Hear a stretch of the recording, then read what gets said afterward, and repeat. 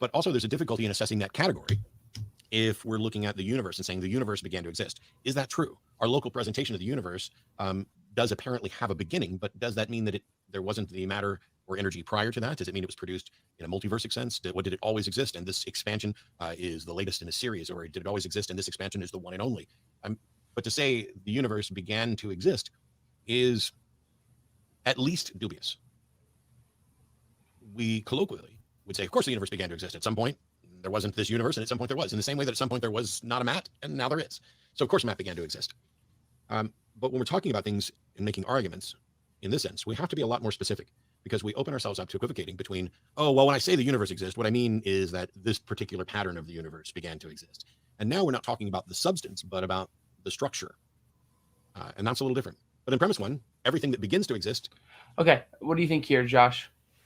Mm-hmm. Well, I think that perhaps just at the end bit, he talks about the structure bit, and perhaps that's kind of like the substance versus structure. Maybe kind of he's flirting with the idea of perhaps a mereological nihilist view about the universe. That might be something that he is tending towards, just to kind of pick on the last few words there. But it does seem to suggest, and I think you would agree with me perhaps here, is that that ultimately when we're talking about the universe beginning to exist, we're talking about kind of the idea that the substance in the universe did indeed begin to exist. For example, the physical properties of atoms are not here forever. They are past finite, whether you view them as a changing different set of events or a different states of affairs, or even if you take the extreme mereological nihilist view and say there's only substance and no structure to it, or there is only atoms and there's actually no parts, or something along those lines, you would still just say, well, even if that's the case, the universe still began to exist, and there's good philosophical and scientific reasons, which you could find either in the works of William Lane Craig or wherever about this, and we can elaborate that on a bit later if you want to.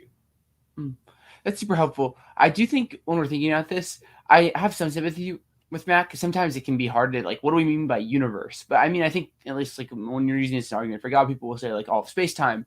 And I was looking in the Blackwell Companion to kind of see like what Craig thought about the Kalam and like what beginning to exist means. And he talks about like philosophical arguments, like you have things like Hilbert's Hotel or the Grim Reaper paradox. They show that there just cannot be an infinite temporal regress of events. So it's that idea there must be a first event, and from that first event they'll argue that it's God. And then like the science, like the BGV theorem and like thermodynamics and such, is why like some theists are going to try to advance more to show that there's like an absolute beginning point of the physical universe that can show like through the sciences. So I think it's a helpful distinction here.